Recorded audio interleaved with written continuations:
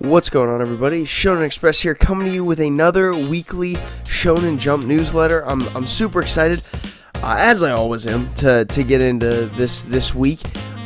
It was a good week for several reasons, but I'm sure you've already seen the thumbnail of this video. You know why I'm super excited is because this week, I believe for the first time in its run, Blue Box has made the cover of the magazine. I'm super excited about this. The cover itself is pretty basic. It's just got Chinatsu, Taiki, and Hina on the cover there with the sunset. It's a nice cover. I have nothing against the cover. But just the fact that this manga made it to the status of being able to hold the cover page is incredible to me. I mean, we're only on chapter 26 of this manga. Obviously, you guys know I'm a huge fan of Blue Box, and so I was super excited to see it get the cover. But getting into it, the double color page spread that we saw was great. I love it. It was like Halloween themed, obviously with Taiki and the little pumpkin and Hina and Chinatsu on the sides. I think that this color page, finally it's sunk into me that the intention with Hina is to make her to make this sort of like a love triangle thing going on with Chinatsu, Taiki, and her. But it was they both looked very cute in the color page. It was a great color page. So definitely check it out. But getting into the actual meat of the chapter, I love how Chinatsu essentially says, like, people who are sick should just shut up, as in, like, let me just take care of you. I thought that was adorable. And then going along, I love how she takes care of him. She's like, I'll just stay here until you fall asleep. Like, it's adorable. It's like a couple almost would interact with each other. And so I like that. And I love the conversation about the dreams. First of all, last week, I didn't highlight it, but I really wanted to. Taiki wrote his goal was to make a better smash, right? Get his smashes corrected. And I really liked that because I thought what it showed was what is different about Taiki than all these other kids. It's that he isn't the goal now, this making nationals. While it is definitely his goal, he's focused on the details. And I thought that was what was going to make the difference for him versus the other people, on the badminton team there at their high school. But this chapter really clarified that it's not so much that as Taiki doesn't know that he's able to make nationals. He doesn't know that he's able to set his goal that high. And Chinatsu essentially saying, work on the ground, do that, perfect the smash, but also it's okay to keep your eyes up on that goal. And I really like that. It was a good compromise between what I originally really liked about it last week and where I think the series is going with that declaration. So I really like that kind of pep talk that she gave to Taiki, who's obviously not only is he's ill, but also is kind of depressed from losing and not being able to go to nationals for the badminton tournament. But then the real crux of this chapter happens at the end, when Chinatsu slips and falls onto Taiki on the bed. I can't believe that this is happening. It's 26, we're only 26 chapters in, right? This is the very beginning of this series. I cannot believe that something this, romantically involved is happening already. I really, really don't know what's going to happen. If I had to guess, what I'm going to guess is Chinatsu is going to get up and be like, oh, I'm sorry, I didn't mean, and we're going to play this off next week. But the way that this chapter ends has this level of hesitation where I don't know, is she going to perfect? Does she like Taiki? Is she going to engage in this? Because it seems like Taiki has already said, oh, I'm sorry, I lost my balance, but she stayed there. It was as far as the manga itself goes, it was a cute moment, but also I'm very interested and very much anticipating what next week's going to bring. But mostly, I was just excited Blue Box got the cover. I get to talk about Blue Box again. I really like this. It was a great chapter. It was a good chapter for the cover. Obviously, a huge development in their relationship for this chapter. But yeah, I liked it. That's pretty much all I had for that one. But moving on to the first regular color page that we had, and that went to Mashal, Magic, and Muscles, which I believe I also highlighted last week. So I always like talking about MASH. I think it's a great series. The color page itself was pretty basic. You got the villain in the background. I like MASH's kick. It looks good. I really think that this mangaka has improved on their art a lot over the course of this series. I really like it a lot more. It's a little more defined for me, and that really helps. As far as the chapter content itself, I like the game. I like that it's a simple game. Collect the stars so you can open the case. I didn't at first actually understand that they were cooperating in teams, like from the different schools. I thought that everybody was out for themselves, which may still be the case, and it might just be that everybody from Mash's school is just helping him. But it's a simple game. I'm into it. I like that. And the monster, the shadow monster that we saw this week was super cool. I loved seeing whatever the heck he is. He was super cool, and of course Mash like chokes him out in like a very Mash way to end that fight, and so that was funny too. I liked seeing that. But and then we get to see all of them charge in, just they bash through the walls, because this mansion is like a maze that's changing, and we see them all just bash through the walls, and like this really cool ending, almost double page spread at the end of this chapter. So I really like that. I thought MASH was really good this week, and I'm glad I got the color page. And then the second color page and the last one this week went to High School Family. This hardly ever gets a color page. Certainly, I don't think it's gotten the cover yet. So it's definitely, it was interesting to see it get the color page. The color page itself was pretty good. I don't really prefer this mangaka's artwork, so color page is going to be a little iffy for me, but it was okay. It went with the chapter well, and I like kind of the colors that he used, the fall kind of colors. So yeah, it was all right.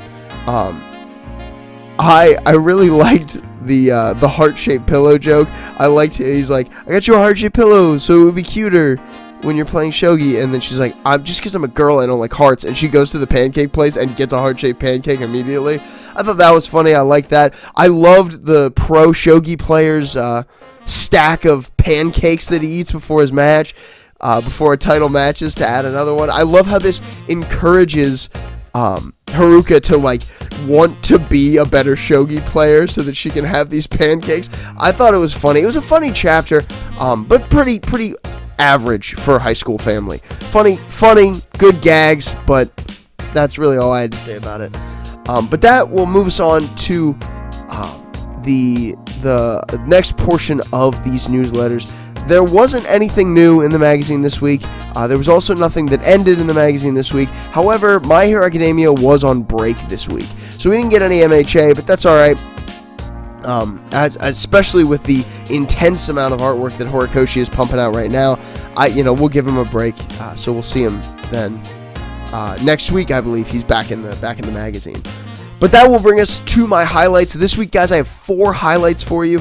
And the first one is One Piece. Of course, it's One Piece. One Piece was on break last week. Wasn't part of my newsletter, and so I'm glad I have it again. First of all, the cover page with Bonnie having an eating contest with those otters. That was funny. I liked seeing that. But getting into the actual chapter, we see Sanji running from Queen. I'm really interested to know if he's going to be doing this for a while. I really want him to have like a straight up one-on-one with Queen, and I felt like we were going in that direction last week. So I'm hopeful that he will reconcile this problem and come back. Although I do really like that he is very much afraid that with these physical modifications, his personality will change. I wonder if Oda will do that. I highly doubt that he will. I think a big tenet of Sanji's character is his emotional nature, so I highly doubt that Oda would take that away from him. However, I do like that he is getting these enhancements now that have kicked in, and I can't help but wonder if it doesn't have something to do with the fact that he did put the raid suit on before. Did that set something off in his body that was dormant? Did Judge design it to do that? All kinds of questions, but I'm interested to see, as we go forward, what that looks like. But also, in that panel, I almost forgot. In that panel, I don't know if you guys know anything about this, let me know, but Chopper says something super weird. He's like, in all my years, I've never seen this happen. I was like, it's a very like old man phrase I don't think I've ever heard Chopper say. So I don't know if you guys know, is Chopper the one speaking in that panel up there, or is it somebody else? I really thought it was Chopper, but it was a weird translation. So yeah, let me know if you guys know anything about that. But moving on, Law is putting in work against Big Mom. We see the counter shock attack that he uses against Big Mom to really not very much effect, but still he's putting in work. Kid is useless because of obviously what's going on with Hawkins and all of that, but Law, I wanted to highlight this week because he is putting in the work. And then what the main part of this chapter is Killer. Killer is amazing. This was a really great chapter to highlight him as the first mate of the Kid Pirates, as Kid's right hand. Specifically, he says like, take my life instead, something Zoro we've seen say about Luffy. And then his genius in coming up with a plan to sever Hawkins' arm, the arm that Kid doesn't have.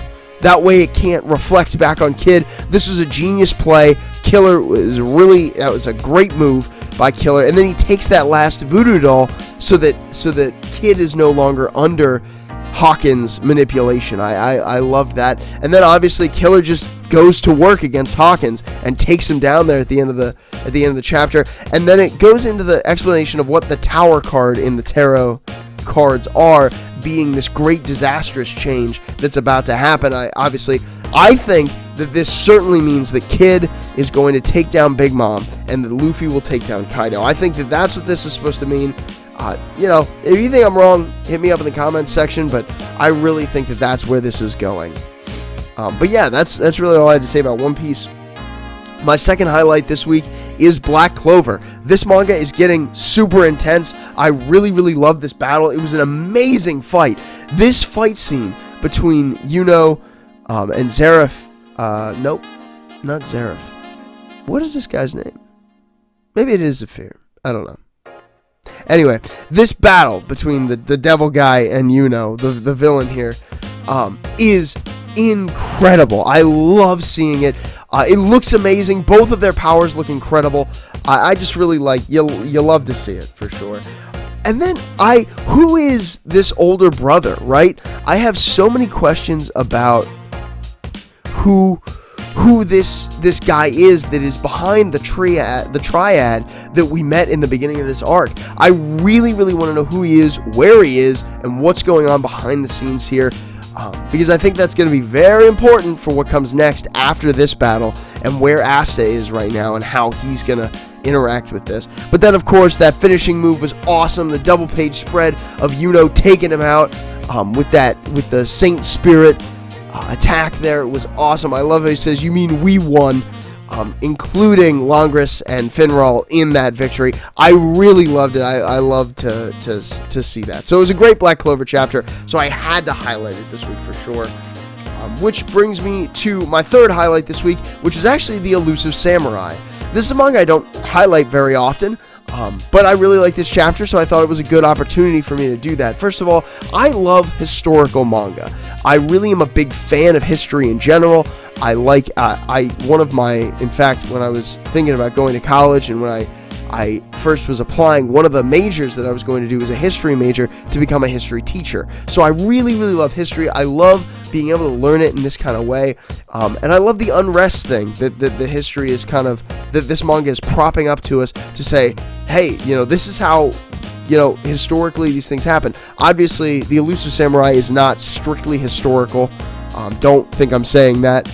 It takes a lot of liberties. It pretty much just uses some loose names and loose regions. But this whole unrest scenario, this is real. This is a real thing. So it was interesting to see. I love that. I also really like the prince guy. I love this prince who they have to like wrestle down. He's like fighting these guys in the courtyard. Trying to cause like an insurrection. I love him, and I love how right he is about Takauji. We don't get to see Takauji very much in this manga, but this was one of those opportunities that we had to see him, and man, is he terrifying. I love the picture of him walking with that eyeball, and his plan is this current shogunate, this current system, is going to fall. It's going to be unpopular and it's going to fall, and that he's going to step in and take over. That's the plan, and I think it's a great plan and one that will definitely be effective for him going forward. But we also get to see Tokiyuki's men. We get to see some of their army, and they're building that army, so I'm super excited about the future of the Elusive Samurai, and just excited to read more of this manga that I really like, and from an author that I really, really enjoy. So, yeah, it was a great chapter. And the last one I want to highlight this week is Me and Roboko, and I want to highlight this for similar reasons that I highlighted Witch Watch last week. This brought up a philosophical or ethical dilemma that I think I've dealt with in real life that I wanted to kind of touch on. So first of all, I love, gag-wise, I love that Gachi, Gorilla, and Matsuo are just incredibly kind to everyone that wrongs them. I think that's great. I love it. It's part of their gag. I think it's hilarious, and I love it every time that I see it. Even 62 chapters in, as we are, I love every time that I see these two interact with the world. But then, obviously, this gets to crazy extremes where they give everything to this guy who's clearly tricking them. He's asking for money, begging on the street, clearly conning them, and they even sell their clothes and give him that money. And Bondo points out, like, you got conned, you got scammed, and it's clear to them that they did get scammed, right? Because he even says that. And these guys' reaction is, oh well. At least it wasn't real. Like, at least his sister wasn't in trouble. At least he's okay. And oh well, we got conned. Whatever. I meet very few people in my real life who have this opinion, but I am actually of this opinion. If I meet people on the street, or whatever, that are asking for money, they're in need in some way, or they're lying to me and they're telling me they're in need, I will almost always help them. Principally because it doesn't matter to me if they're lying to me or not.